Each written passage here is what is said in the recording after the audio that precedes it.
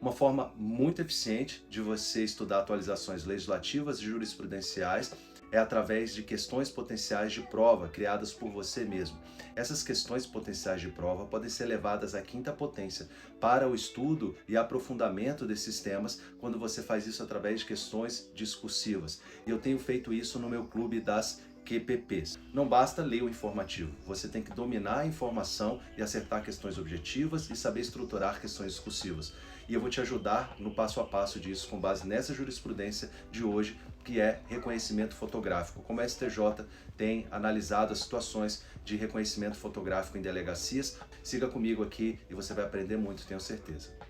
Reconhecimento fotográfico sem as formalidades do Código de Processo Penal é o tema dessa primeira questão que nós vamos fazer. Considere o fato concreto. 4 pessoas tiveram um par de óculos, uma carteira, um aparelho celular, um relógio e R$ 100 roubados por 3 homens numa avenida de São Paulo. Uma hora após o crime, Raul Seixas da Silva foi abordado por um policial que o fotografou e pelo WhatsApp enviou a imagem aos policiais que estavam com as vítimas, que o reconheceram. Em seguida, Raul foi levado à delegacia, onde foi feito reconhecimento pessoal renovado em juízo. Então, foi feito reconhecimento pessoal renovado em juízo, o que resultou em uma condenação a 8 anos, 10 meses e 20 dias de reclusão por roubo com arma de fogo em concurso de agentes.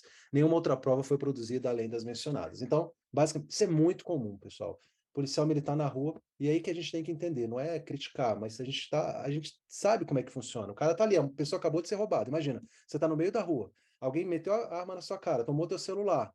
O celular talvez seja o bem mais precioso que as pessoas têm hoje, né? Tem toda a informação da sua vida, tudo ali. E aí o policial vai lá, corre atrás, como é que é o cara? O cara tá vestido, pega um cara parecido, tira uma foto, é esse cara. Mas não acharam o celular com o cara. Tudo bem. Aí, beleza, aí leva para a delegacia, só que aí já tá viciado, né? No momento que mostrou a foto, teoricamente, o STJ entende que esse reconhecimento já está viciado. Então, quando você leva para a delegacia, não estou dizendo que eu concordo ou não, a gente está falando aqui da jurisprudência do STJ. Eu estou falando que eu entendo isso aqui. Isso acontece demais, e não acho que os policiais façam por mal, ou querendo invalidar nada. Não, porque não tem outra forma. Como é que você vai... Ah, então o cara que te assaltou é baixo, é alto, não sei o quê, calma aí que eu vou montar aqui um reconhecimento no meio da rua, ou vou levar para a delegacia, é muito difícil, é na dinâmica ali.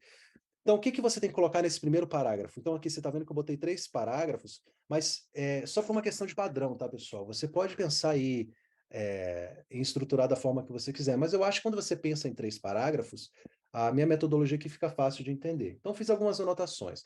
No primeiro parágrafo, você vai ter que colocar, lembra, premissa maior, lembra do funil grande. Então, você vai botar as normas e princípios. Nesse caso aqui, quais normas e princípios? Ele já está te dizendo, CPP, né? No caso, CPP, vou escrever de qualquer jeito aqui, tá, pessoal? Depois eu vou apagar. 226, tá? Qual o princípio que mais se aplica aqui? Me ajudem aqui no chat. Qual o princípio que eu poderia pensar aqui em colocar? Presunção de inocência? Então, princípio, presunção de inocência. Devido processo legal, talvez? Me ajudem aí. Vocês acham? Concordam? Devido processo legal. Legal, legal. Esse trabalho, pessoal, vocês devem fazer no esboço. Antes de começar a escrever cada parágrafo, você vai colocar isso aqui, eles chamam de brainstorming, que é tempestade mental. Você já sabe qual é a estrutura. No segundo parágrafo, você vai colocar o fato. Segundo parágrafo, você vai colocar o fato. Qual que é o fato aqui? Eu já fiz uma colinha aqui. O fato aqui é que houve uma prisão, um reconhecimento. Esse é o fato principal, vamos dizer, o núcleo que está sendo debatido, né? Um reconhecimento informal na rua, em desrespeito. Então, aqui, eu vou botar aqui de uma forma mais telegrafada, tá? Então, não respeitou artigo 226 do CPP, ok? Eu vou fazer isso aqui, pessoal, só no primeiro, depois eu vou mais rápido, tá? Mas só para que vocês entendam como é que funciona a minha cabeça na hora de estruturar isso aqui. Como é que funciona a minha cabeça, por exemplo, ou deve funcionar a sua cabeça numa prova oral. Isso organiza a sua cabeça de uma forma, assim, fantástica. Então é isso, esse é o fato. O fato é que houve um reconhecimento da rua e não respeitou.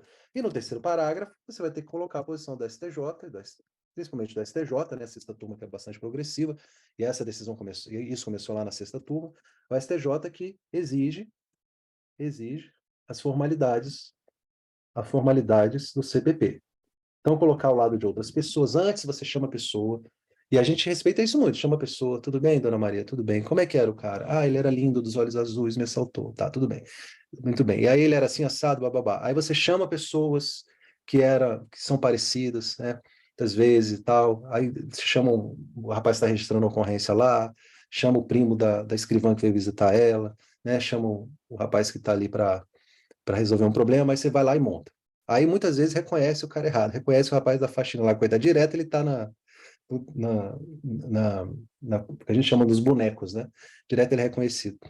Realmente, assim, reconhecimento é uma coisa complicada. E realmente você confiar só no reconhecimento é complicado. Então, exercícios e formalidades do CPP. Vamos ver como é que eu estruturei isso depois, tá? Como é que eu estruturei isso depois? Então, no primeiro parágrafo, vocês podem me ajudar a melhorar, tá, pessoal? Eu faço isso aqui meio correndo. Então, a premissa maior. É claro que isso não está na sua resposta. Eu só estou indicando didaticamente. O reconhecimento pessoal e fotográfico de suspeitos é um meio de prova relevante no direito penal brasileiro. Contudo, deve ser feito, ou no direito processual penal, no processo penal brasileiro, enfim. Contudo, deve ser feito observando os requisitos estabelecidos no artigo 226 do Código de Processo Penal, em respeito aos princípios constitucionais do devido processo legal, bem como da vedação de provas ilícitas. Aqui eu até antecipei a resposta, e eu até acho legal quando você antecipa a resposta, porque o cara que vai ler a sua prova, a sua questão, se você já sabe a resposta, já diga, tá? Porque assim, se a gente for usar o silogismo mesmo, essa resposta deveria estar lá no final, tá bom?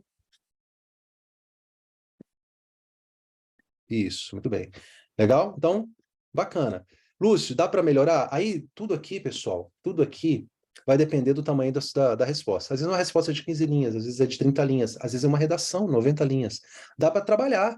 Aqui você pode aumentar a premissa maior, você pode trabalhar mais na premissa. O jeito mais fácil de aumentar é a premissa menor, porque você pode usar o texto, né? Você pode parafrasear o texto, você pode repetir todo o texto com as suas palavras. Isso chama parafrasear. É você contar com as suas palavras, tá? Então, eu antecipei, mas aí no segundo parágrafo vou discutir o fato, na premissa menor. A jurisprudência do STF reconhece que mesmo sem a integral observância das formalidades, o reconhecimento pode ser válido desde que sustentado por outros elementos de prova.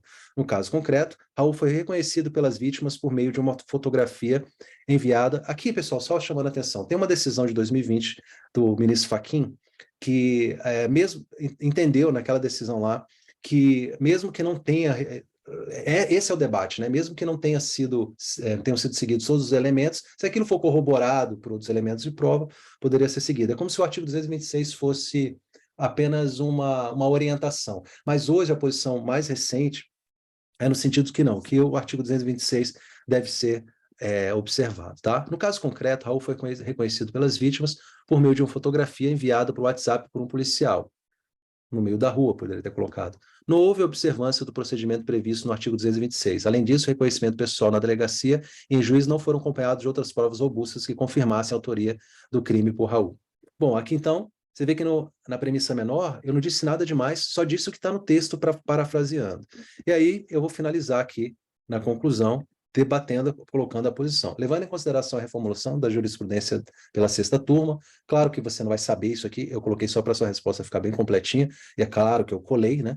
Mas se você entende que se você se lembra que é só o STJ, ou você lembra que é a jurisprudência, ou você não tem certeza, só cite o que você lembra, tá? Não precisa inventar.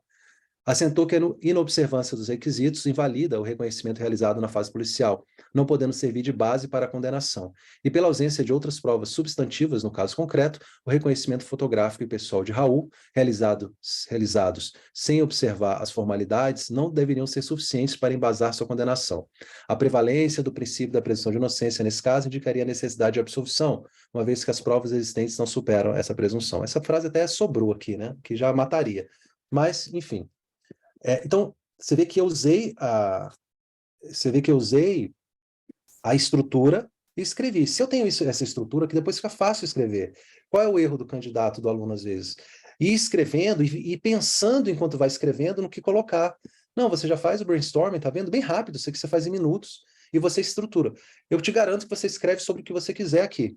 Às vezes, eu lembro que na minha prova Direito Civil, eu tive sempre muita dificuldade de Direito Civil, não sei por quê. E eu gosto, assim, leio e tal, mas eu tenho muita dificuldade. Aí na minha prova de Direito Civil, na discursiva, eu estruturei a resposta, eu tinha que escrever 30 linhas, e eu escrevi. Eu precisava de um ponto, porque eu acho que não podia zerar, eu acho que tinha isso. E aí eram 5 pontos e eu consegui arrancar um ponto. Só estruturei, eu não sabia a resposta. O examinador me deu um ponto. Talvez pela estrutura, por ver que eu sabia escrever, que eu sabia estruturar, só por isso ele me deu um ponto. E aí minha nota foi 6, mais um de civil 7. Eu cravei 7 na discursiva. E qual foi a média? 7 redondo. Foi a média da discursiva. Quer dizer, se eu não tivesse escrito direito civil, eu teria perdido a prova. Poderia ter passado em outro momento, mas aquela não teria passado. Mas aquele pontinho, eu tenho certeza que eu só ganhei porque eu estruturei a resposta. E o cara que leu falou: esse cara sabe escrever, vou dar um pontinho para ele aqui na amizade com ele aqui. Entenderam? Então, assim, eu posso garantir que isso vai acontecer com você? Não, não posso garantir. Mas, com certeza, é uma rota segura para fazer.